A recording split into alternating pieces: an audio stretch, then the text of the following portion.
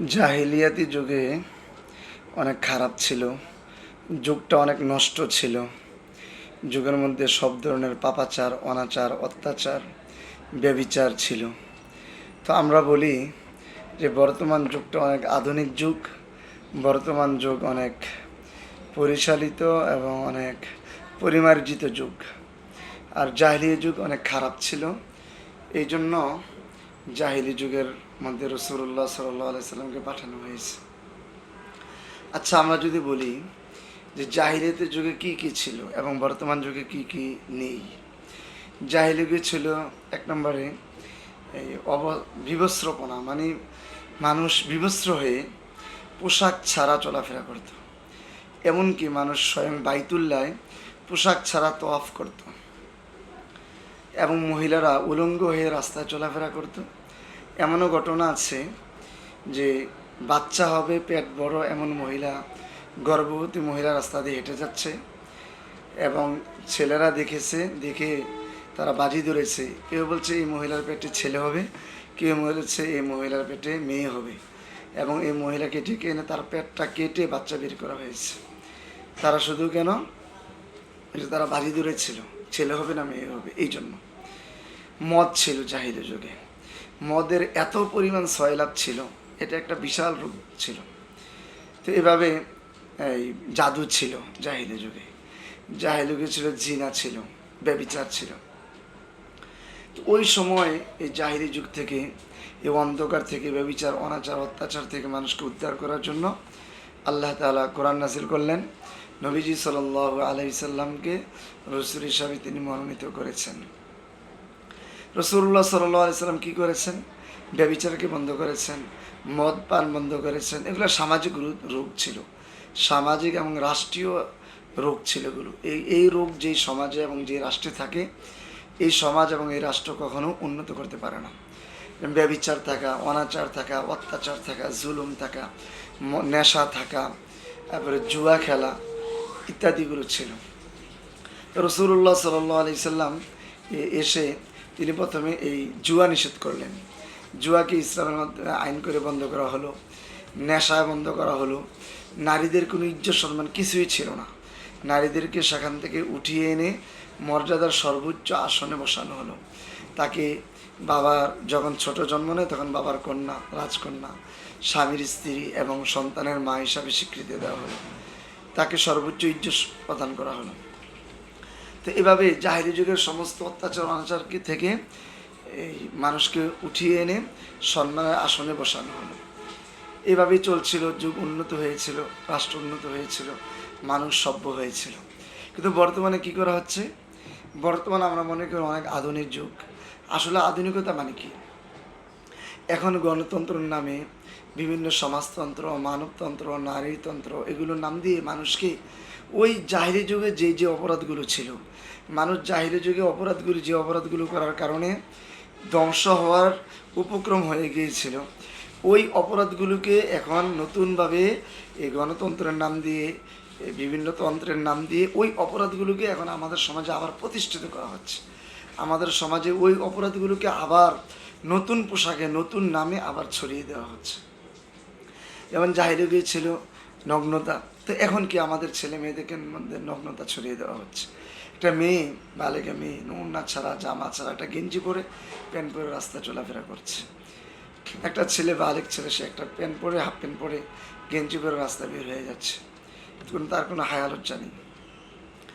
আমরা যদি বলি যে এই জাহিলি যুগে নেশা ছিল, তো এখন কিভাবে হচ্ছে? ইসলাম যে নেশাকে নিষিদ্ধ করেছিল, বর্তমানে মানবাধিকারের নাম দিয়ে, মানুষের ইচ্ছার নাম দিয়ে, গণতন্ত্রের নাম দিয়ে, বাস ঘরে ঘরে নেশা, ঘরে ঘরে নেশা, গ্রামে গ্রামে নেশা, পুরা দেশ আজকে নেশায় সয়লাভ হয়ে গিয়েছে। তারপরে হচ্ছে এই বাজি ধরা, সাইলাব, মাইসের, জুয়া খেলা। বর্তমানে ফেসবুকের মধ্যে, বিভিন্ন ক্রিকেট খেলার মধ্যে, ফুটবল খেলার মধ্যে এমনভাবে জুয়াকে ছড়িয়ে দেওয়া হচ্ছে, জুয়ায় আজকের যুব সমাজ একবারে শেষ।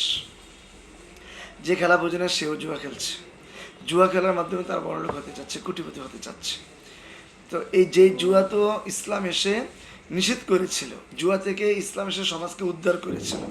বর্তমানে গণতন্ত্র, সমাজতন্ত্র, বিভিন্ন তন্ত্রের নাম দিয়ে, মানবাধিকারের নাম দিয়ে আমাদের যুবকদের মধ্যে এই জুয়াকে ছড়িয়ে দেওয়া হচ্ছে। তারপরে জিনা, বেবিচার, এগুলোর কথা আর কী বলবো। শিক্ষার নাম দিয়ে ঘর থেকে বের করা হচ্ছে। মেয়েদেরকে একটা আদর্শ ছিল নিচু স্বরের কথা বলা, স্বামীর আনুগত্য করা। এখন এগুলো কোথায়? নিচু সুরে কথা বলে না। মেয়েরা এখন বিশাল বড় মজমায় দাঁড়িয়ে, জনসভায় দাঁড়িয়ে ভাষণ দিচ্ছে, মিছিল করছে, মিটিং করছে। অর্থাৎ তাদের নিচু গলা যেটা ইসলাম দিয়েছিল সের বিপরীতে তাদেরকে উঁচু গলা করছে। তাদের একটা বৈশিষ্ট্য ছিল স্বামীর আনুগত্য করা। তো স্বামীর আনুগত্য কোথায়? স্বামীর আনুগত্য, মেয়েরা তো আজকে থাকবো না, তোকে বদ্ধ করে ঘরে থাকে না, স্বামীর আনুগত্য করে না, বাবা মার কথা শোনে না, ভাইয়ের কথা শোনে না, মুরব্বীদের কথা শোনে না। তারা শিক্ষিত হওয়ার জন্য ঘরে থেকে বের হয়ে যাচ্ছে এবং বিভিন্ন দলের মাধ্যমে নিজেরা ধ্বংস হয়ে যাচ্ছে। তো বর্তমান কি?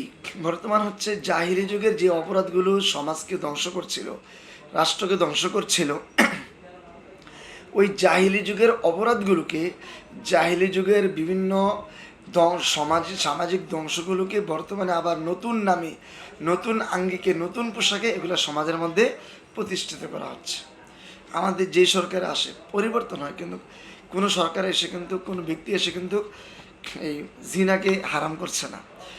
খালেদা জিয়া এসে জিনাকে হারাম করে নাই, হাসিনা এসে জিনাকে হারাম করে নাই, এরশাদও হারাম করে নাই। কেন? হচ্ছে গণতন্ত্র, যে যা ইচ্ছা সে করতে পারবে। তাহলে আমাদের মূল রূপটা কি, এটা বুঝতে হবে আমাকে। আমাদের মূল সমস্যাটা হচ্ছে জাহিলি যুগের যে সমস্যাগুলো ছিল, সেই সমস্যাগুলো আমাদের দেশে বর্তমানে গণতন্ত্রের নাম দিয়ে, সমাজতন্ত্রের নাম দিয়ে, রাজতন্ত্রের নাম দিয়ে, মানবাধিকারের নাম দিয়ে, নারীতন্ত্রের নাম দিয়ে, বিভিন্ন নামে আমাদের সমাজে ওই অপরাধগুলোকে আবার এস্টাবলিশ করা হচ্ছে, প্রতিষ্ঠিত করা হচ্ছে, কিন্তু সয়লাভ করে দেওয়া হচ্ছে। আর নাম দেওয়া হচ্ছে আধুনিকতা। অর্থাৎ জাহিলি যুগের অপরাধগুলোকে আধুনিকতার পোশাকে, আধুনিকতার নামে আবার সমাজে, রাষ্ট্রে প্রতিষ্ঠা করে দেওয়া হচ্ছে। এইভাবেই আমাদেরকে আজকে উন্নয়নের কথা বলা হচ্ছে, উন্নয়নের গল্প শোনানো হচ্ছে। আমাদের তাহলে চিকিৎসা কি? আমাদের সমাজ কখন শুদ্ধ হবে, পরিশুদ্ধ হবে, আমাদের রাষ্ট্র কখন উন্নত হবে? যখন আমরা এটা বুঝতে পারবো যে আমাদের মূল সমস্যা কী।